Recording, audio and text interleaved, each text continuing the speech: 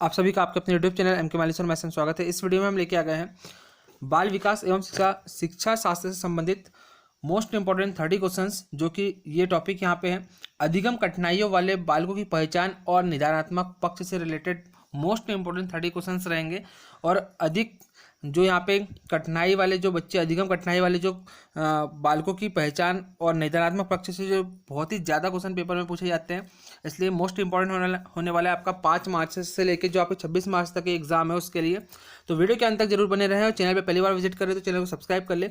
चलिए बढ़ते हैं आगे, शुरू करते हैं, स्टार्ट कर लेते हैं। फर्स्ट क्वेश्चन, विकलांग बालक ऐसे बालक होते हैं जो, क्या ऑप्शन होगा इसका राइट आंसर? तो इसका राइट आंसर हो जाएगा ऑप्शन नंबर डी, मानसिक, शारीरिक व संवेगात्मक तीनों रूप से दोषयुक्त हो। वो विकलांग बालक ऐसे बालक होते हैं जो मानसिक रूप से भी, शारीरिक रूप से भी या फिर और संवेगात्मक रूप, तीनों रूपों से दोषयुक्त हो। ऐसे बच्चों को विकलांग बालक कहा जाता है। नेक्स्ट क्वेश्चन, आवश्यकता वाले बालकों से रिलेटेड मोस्ट इंपॉर्टेंट, हर बार एम्पिटेट यूपिटेट सारे टेट एग्जाम में क्वेश्चन पूछे जाते हैं। तो ऐसे बालक जिनमें ऐसा शारीरिक दोष होता है जो किसी भी रूप में उसे साधारण क्रियाओं में भाग लेने से रोकता है या सीमित रखता है, विकलांग बालकों के संदर्भ में यह कथन किस मनोवैज्ञानिक का है? तो ऑप्शन नंबर इसका सी हो जाएगा right answer, crow and crow का यह कथन है। Next question, question number third, अंग संचालन में दोषयुक्त छात्रों को किस प्रकार की समस्या होती है? तो अंग संचालन में दोषयुक्त छात्रों को किस प्रकार की समस्या होती है? तो इसका राइट आंसर हो जाएगा ऑप्शन नंबर सी, लिखने की समस्या होती है।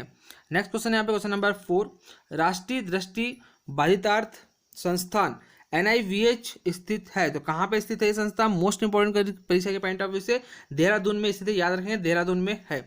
यदि आपने हमारे वीडियो के इसके पहले वाले वीडियो नहीं देखे हैं तो इसी वीडियो के डिस्क्रिप्शन बॉक्स में इसके पार्ट 1 से लेके 4 तक अपलोड है। ये हमारी वीडियो का पार्ट 5 है। तो हमारे इसके पहले के वीडियो के देखने के लिए आप हमारे चैनल की प्लेलिस्ट में जा सकते हैं, और साथ ही साथ इस वीडियो के डिस्क्रिप्शन बॉक्स में भी हमने सारे वीडियो के लिंक दे दी है, तो उसमें से भी आप देख सकते हैं। नेक्स्ट क्वेश्चन यहाँ पे क्वेश्चन नंबर 5 है, दृष्टि दोष युक्त छात्रों को शिक्षा दी जानी चाहिए। तो किसकी शिक्षा कौन सी शिक्षा दी जानी चाहिए? तो ऑप्शन होगा इसका right answer option number C, उन्हें समावेशी शिक्षा के अंतर्गत सभी सामान्य बच्चों के साथ शिक्षा दी जानी चाहिए। नेक्स्ट क्वेश्चन है यहाँ पे क्वेश्चन नंबर 6, कक्षा 5 के न्यून दृष्टि वाले बच्चों को निम्न स्तर के कार्य के लिए माप करना उचित है, या फिर यहाँ पे कौन सा राइट आंसर होगा? तो डायरेक्ट राइट आंसर देख लेते हैं अपन। यहाँ पे ऑप्शन नंबर सी इसका राइट आंसर हो जाएगा, कक्षा में सामान्य रूप से बर्ताव करना चाहिए एवं ऑडियो CD के जरिए सहायता प्रदान करनी चाहिए। कक्षा 5 के न्यून दृष्टि वाले बच्चे के साथ में क्या करना चाहिए? कक्षा में सामान्य रूप से बर्ताव करना चाहिए एवं ऑडियो CD के जरिए सहायता प्रदान की जानी चाहिए। नेक्स्ट क्वेश्चन है यहाँ पे क्वेश्चन नंबर 7, निम्न में कौन सा कारण श्रवण दोष का कारण है? कमेंट बॉक्स में हमें अपने आंसर जरूर दे और बताए कि लास्ट में आपने कितने क्वेश्चन सही किए। निम्न में से कौन सा कारण श्रवण दोष का कारण है? ऑप्शन नंबर 7 का ऑप्शन नंबर राइट आंसर हो जाएगा, उपरोक्त सभी सही है। कान की बनावट में दोष, कौन सा कारण? श्रवण दोष मतलब सुनने में प्रॉब्लम। तो यहाँ पे कान की बनावट में दोष, कानों का अक्सर बहते रहना या कानों में दर्द की शिकायत, उपरोक्त सभी सही है। तो यहाँ पे राइट आंसर हो जाएगा ऑप्शन नंबर डी, उपरोक्त सभी सही है। नेक्स्ट क्वेश्चन, क्वेश्चन नंबर 8, मानसिक रूप से विकलांग बालकों की पहचान होती है। तो मानसिक रूप से विकलांग बालकों की पहचान किसके द्वारा होती है? यहाँ पे राइट आंसर हो जाएगा ऑप्शन नंबर डी, बुद्धि लब्धि का कम होना। मानसिक रूप से विकलांग बालकों की पहचान कैसे होती है? क्योंकि उनकी बुद्धि लब्धि जो होती है, सोचने की जो क्षमता होती है वो कम होती है, उनकी बुद्धि लब्धि कम होती है। नेक्स्ट क्वेश्चन, प्रिया एक मानसिक रूप से विकलांग बालिका है, उसकी क्या समस्या हो सकती है? आत्मविश्वास में कमी होगी, या फिर सीमित बातचीत करना, स्वयं के कार्यों में कठिनाई महसूस करना, या फिर उपरोक्त सभी? तो राइट आंसर क्या हो जाएगा? इसका राइट आंसर होगा ऑप्शन नंबर डी, उपरोक्त सभी। Next question, question number 10,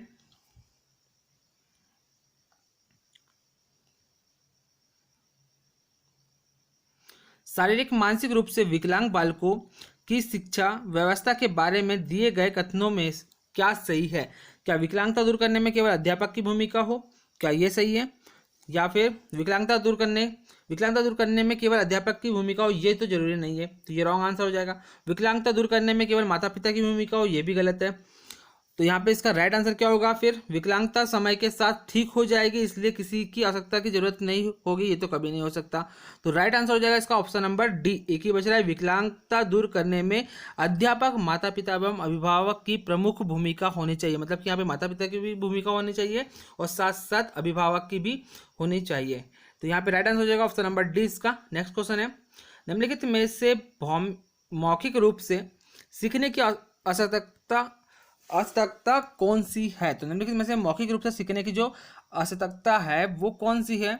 dysgraphia बोलते हैं इसको, या डिसकैल्कुलिया बोलते हैं, या फिर अफेजिया बोलते हैं, या फिर डिसलेक्सिया बोलते हैं। तो इसको मोस्ट इंपॉर्टेंट क्वेश्चन है, इसके बिना पेपर में ये क्वेश्चन बनता ही बनता है, हर पेपर में बनता है, एमपी टेट के, यूपी टेट के, सारे टेट के एग्जाम में क्वेश्चन बनता ही है। तो राइट आंसर हो जाएगा अफेजिया। मतलब कि मौखिक रूप से सीखने की जो असतर्कता है, मतलब कि जो मौखिक रूप से नहीं सीख पाता है, ऐसे बालकों के लिए जो यहाँ पे हम उसको बोलते हैं, उसको क्या कहते हैं, तो अफेजिया कहते हैं। ठीक है, उसकी जो मतलब कि उसमें जो त्रुटि होती है उसको क्या बोलेंगे, अफेजिया बोलेंगे, कमी को बोलते हैं। ये कोई बीमारी का नाम नहीं है, एक प्रकार का विकार है। नेक्स्ट है, मस्तिष्क में क्षति के कारण बातचीत करने में आंशिक या पूर्णतः अक्षमता को कहते हैं। तो इसका राइट आंसर हो जाएगा option number C, dysphagia. Dysphagia जो होती है, इस अक्षमता को बोलते हैं डिस्फेजिया। ये भी कोई बीमारी नहीं है, एक प्रकार के विकार होता है। नेक्स्ट क्वेश्चन, मस्तिष्क की संरचना तथा कृत्यों में विभेद का परिणाम होता है। तो मस्तिष्क की जो संरचना होती है तथा कृत्यों में विभेद का परिणाम क्या होता है, तनाव होता है, या फिर पिछड़ापन होता है, या फिर डिसलेक्सिया होता है, या फिर इनमें से कोई नहीं। तो राइट आंसर हो जाएगा इसका ऑप्शन नंबर सी, डिसलेक्सिया। मस्तिष्क मतलब कि डिसलेक्सिया जो है वो मस्तिष्क की संरचना तथा कृत्यों में विभेद का परिणाम होता है। मोस्ट इंपॉर्टेंट है, डिसलेक्सिया से रिलेटेड, और जो भी अपन ने 11 से लेकर 13 तक के जो क्वेश्चन देखे, तीनों क्वेश्चन मोस्ट इंपॉर्टेंट है, इसको अच्छी तरह देख लेंगे, इसको स्किप नहीं करेंगे और वीडियो को स्किप करके ना देखें। टोटल 30 क्वेश्चन इसमें लिए गए जो कि मोस्ट इंपॉर्टेंट है, और एक भी क्वेश्चन को अगर आप स्किप करते हैं तो जिस क्वेश्चन को स्किप करते हैं वही क्वेश्चन पेपर में आ जाए तो फिर प्रॉब्लम होगी। इसलिए वीडियो को अंत तक जरूर देखें, और वीडियो पसंद आ रहा है तो शेयर ज़्यादा से ज़्यादा कर दें और सब्सक्राइब कर दीजिए पसंद आ रहा है वीडियो तो, और बने रहे हमारे साथ में अंत तक। यह यदि एक बच्चा 16 से 61 लिखता है तथा 6 और डी के मध्य अंतर नहीं कर पाता, तो यह है क्या है, दृष्टि दोष है, सीखने में अक्षमता है, या फिर मानसिक दोष है, या फिर मानसिक क्षय है। तो क्या है इसका राइट आंसर हो जाएगा ऑप्शन नंबर बी, सीखने में अक्षमता है, सीखने में अक्षम है वो। नेक्स्ट, डिस्ग्राफिया मुख्य रूप से खालिस्तान की समस्या से संबंधित है। तो किससे संबंधित है, इसका राइट आंसर हो जाएगा ऑप्शन नंबर डी, लिखने की समस्या से संबंधित है। नेक्स्ट क्वेश्चन नंबर 16, डिस्प्रेक्सिया एक बीमारी है जिसका संबंध, ये बीमारी तो बोल रहे लेकिन ये एक प्रकार का विकार है। डिस्प्रेक्सिया एक बीमारी है जिसका संबंध है किससे है, सॉरी यहाँ पे डिस्प्रेक्सिया जो है ये बीमारी है, अभी जो अपन पढ़ रहे थे वो एक विकार है।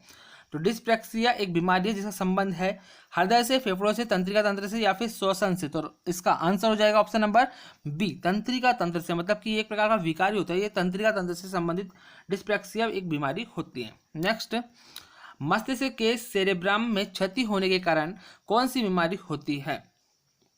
इसका राइट आंसर हो जाएगा ऑप्शन नंबर ए, अप्रेक्सिया होती है। मतलब कि एक प्रकार का विकार ही उत्पन्न होता है जो हमारा तंत्रिका तंत्र कार्य करता है उसके अनुसार ये होता है।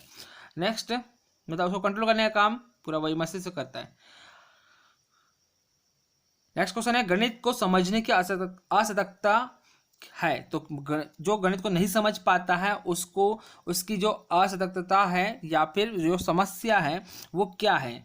तो इसको राइट आंसर हो जाएगा इसका ऑप्शन नंबर बी, डिसकैल्कुलिया कहते हैं। जो गणित को नहीं समझ पाता उसमें ऐसी कौन सी कमी होती है, तो उसमें डिसकैल्कुलिया की कमी होती है, ऐसा विकार समझा जाता है कि उसमें डिसकैल्कुलिया की कमी है। डिस्थीमिया है, डिस्थीमिया क्या है, तो मोस्ट इंपॉर्टेंट है, यहाँ पे सारे क्वेश्चन इंपॉर्टेंट है। वीडियो पसंद आ रहा है तो ज़्यादा से ज़्यादा शेयर जरूर कर दें, और टेलीग्राम ग्रुप में अभी तक आप हमारे ज्वाइन नहीं हुए हैं तो सारे एमपी के स्टूडेंट वहाँ पे ज्वाइन हो रहे हैं जितने भी टेट की तैयारी करते हैं। तो आप वीडियो के डिस्क्रिप्शन बॉक्स में टेलीग्राम ग्रुप लिंक है, उस पर जाकर आप ज्वाइन हो सकते हैं, जहाँ पे आपको सबसे पहले हर नोटिफिकेशन एमपी टेट जानकारी सबसे पहले मिलती रहती है। तो डिस्थीमिया है यहाँ पे। डिस्थीमिया क्या है, इसका राइट आंसर हो जाएगा ऑप्शन नंबर ए, गंभीर तनाव की अवस्था जो होती है वो डिस्थीमिया कहलाती है। नेक्स्ट, निम्न में किसका संबंध भ्रम से है, तो किसका संबंध भ्रम से है, राइट आंसर हो जाएगा ऑप्शन नंबर ए, डिस्मोर्फिया जो है उसका संबंध भ्रम से है। नेक्स्ट क्वेश्चन, ब्रेल लिपि तकनीक का उपयोग निम्न में से किसके लिए होता है। मोस्ट इंपॉर्टेंट है ब्रेल लिपि, सभी जानते होंगे आप। तो ब्रेल लिपि जो तकनीक है उस निम्नलिखित में से किसके लिए होता है, निम्न में से संपूर्ण रूप से अंध बालकों के लिए, जो अंधे बालक होते हैं उनके लिए, जो आंखों से नहीं देख पाते उनके लिए ये ब्रेल लिपि का यूज किया जाता है। नेक्स्ट क्वेश्चन नंबर 22, आपकी कक्षा का एक छात्र मोहन बोलते समय हकलाता है, आप उसकी शिक्षा के प्रबंध हेतु क्या आवश्यक कदम उठाएंगे। तो उसमें अध्ययन की गलत आदतों पर नियंत्रण कराएंगे, या फिर प्रधानाचार्य से उसकी शिकायत करेंगे, या फिर उसको कक्षा से बाहर जाकर पढ़ने के लिए कहेंगे, या फिर विशेष शब्दों के उच्चारण को उससे एक बार में ही पढ़ने को कहेंगे। तो राइट आंसर क्या हो जाएगा इसका, राइट आंसर होगा ऑप्शन नंबर ए, उसमें अध्ययन की गलत आदतों पर नियंत्रण कराएंगे। राइट आंसर हो जाएगा option number A. Next question है यहाँ पे क्वेश्चन नंबर 23, विशेष रूप से प्राथमिक स्तर पर विद्यार्थियों की सीखने संबंधी समस्याओं को संबोधित करने का सबसे बेहतर तरीका क्या है। तो इसका राइट आंसर हो जाएगा ऑप्शन नंबर ए, अक्षमता के अनुरूप विभिन्न शिक्षण पद्धतियों का प्रयोग करना। राइट आंसर हो जाएगा option number A. Next question, यहाँ पे नेक्स्ट क्वेश्चन की ओर बढ़ते हैं अपन। क्वेश्चन नंबर 24, ये भी मोस्ट इंपॉर्टेंट है। जितने भी ये इस टाइप के क्वेश्चन आ रहे हैं, डिसलेक्सिया किससे संबंधित है, तो ये सारे इंपॉर्टेंट क्वेश्चन यहाँ पे रोल प्ले करेंगे आपकी परीक्षा के पॉइंट ऑफ व्यू से। और सारे एग्जाम में, एमपीटेट एग्जाम या यूपीटेट, सारे जितने भी टेट एग्जाम होते हैं सभी में ये क्वेश्चन पूछे जाते हैं। तो डिसलेक्सिया किससे संबंधित है, तो इसका राइट आंसर हो जाएगा ऑप्शन नंबर सी, पठन विकार। मतलब कि ये जो जितनी भी बीमारियां, मतलब कि बीमारी का नहीं, ये एक प्रकार का विकार होता है जो मानसिक तौर पे होता है। डिसलेक्सिया किससे संबंधित है, तो ये पठन विकार से, मतलब कि इसमें क्या होता है, इस प्रकार के बच्चों में पढ़ने में प्रॉब्लम होती है, पढ़ नहीं पाते।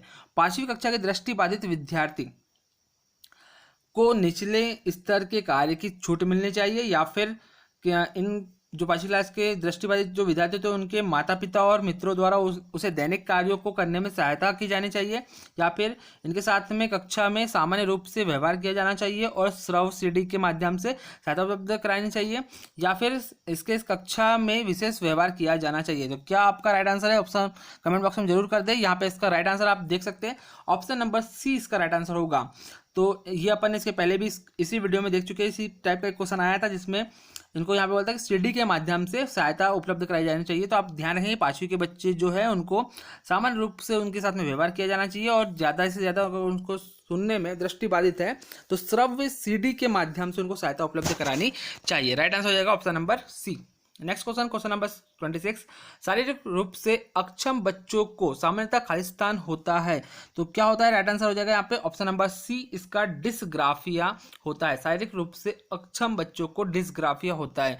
ध्यान रखेंगे, सारे विकार ध्यान रखना है, इसमें कंफ्यूजन हो सकता है और यहाँ से क्वेश्चन आप मिस कर सकते हैं। एक बच्चा जो खालिस्तान से ग्रस्त है वह सा और वास, न्यूक्लियर और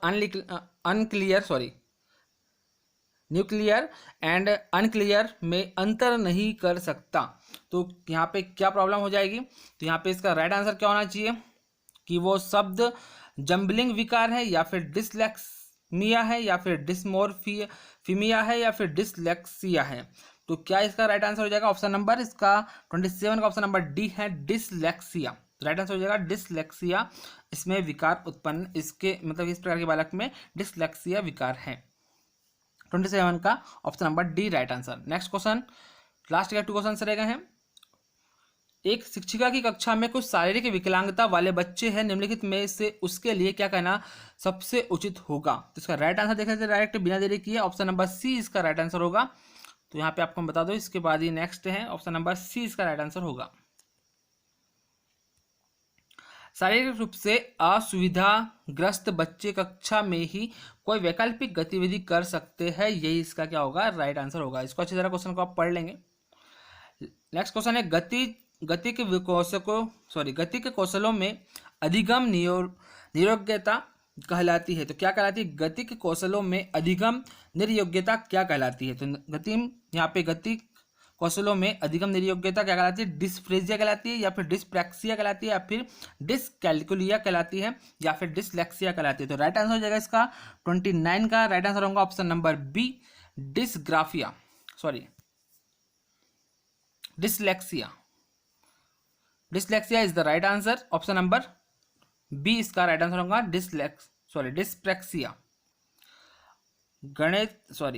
गति के कौशलों में अधिगम निर्योग्यता कहलाती है, क्या कहलाती है? डिस्प्रैक्सिया कहलाती है। 29 का option number B right answer. Next question, अधिगम, ये हमारे वीडियो का लास्ट क्वेश्चन है। अधिगम निर्योग्यता क्या कहलाती है? समुचित निवेश के साथ सुधार योग्य नहीं होती, या फिर एक स्थिर अवस्था है ये, या फिर एक चर अवस्था है, या जरूरी नहीं कि कार्य पद्धति की हानि करे। तो इसका राइट आंसर हो जाएगा ऑप्शन नंबर सी, एक चर अवस्था है। अधिगम निर्योग्यता क्या है? एक चर अवस्था है। तो आप सारे क्वेश्चनों को अच्छी तरह ध्यान से देखिए, 1 से 2 बार वीडियो देख लें तो आपको सारे क्वेश्चन तैयार हो जाएंगे। और इस वीडियो में बहुत ज़्यादा ही इंपॉर्टेंट क्वेश्चन लिए गए हैं, कम से कम इसमें से बहुत सारे क्वेश्चन आपको अलग अलग टॉपिक पर, मैंने बाल विकास के शास्त्र के अलग अलग टॉपिक पर वीडियो बनाए हैं। तो सभी टॉपिक से 2 या 3 मार्क्स के क्वेश्चन आएंगे। तो इसी में आपके टोटल 30 में से 30 क्वेश्चन मेरे सारे वीडियो से ही आपको उपलब्ध हो जाएंगे। इसके बाहर आपको कुछ पढ़ने की आवश्यकता नहीं होगी, मुझे जहाँ तक के लगता है। तो आप सारे वीडियो को मेरे चैनल की प्लेलिस्ट में जाके देखें, और थोड़ा सा यहाँ पे आप ज़्यादा से ज़्यादा सब्सक्राइब करें चैनल पर। बस वीडियो पसंद आ रहा है तो शेयर कर दें। चलिए मिलते हैं नेक्स्ट वीडियो में, तब तक के लिए नमस्कार, धन्यवाद।